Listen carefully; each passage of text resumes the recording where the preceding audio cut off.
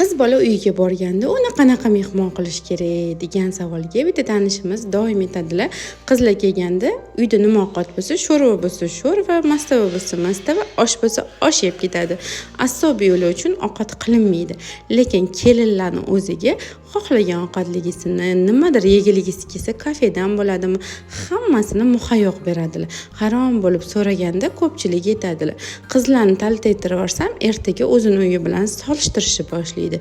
Va solishtirgandan keyin adam bunaqa narsalar qilib beradilar. Bizning uyimizda zo'r sharoit, bu yerda bunaqa qilib berishmadi demaslik uchun qizlar doim kelganda hech qachon ularga ortiqcha narsa qo'yilmaydi va ortiqcha narsa asobiy olib kelinmaydi.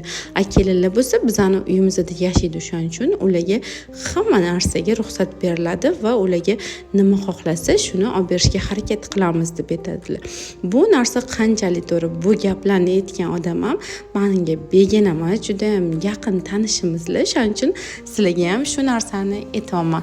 Bu narsa to'g'ri deb o'ylaysizlarmi? Nahotki qizlar uyiga borganda nimadirlarni erkalanib aytishga haqqi yo'q bo'lsa, nima deb o'ylaysizlar? Va sizlar uylarga qanchada borasizlar? 2 haftada borasizlarmi yoki tez borasizlarmi? Yotib qolasizlarmi? Kommentariyada yozib qoldiringlar. Va qizlar uylarga borganinglarda sizlarni qanaqa kutib olishligisini ham albatta yozib qoldiringlar. Qizlar jonlar, video yoqqan bo'lsa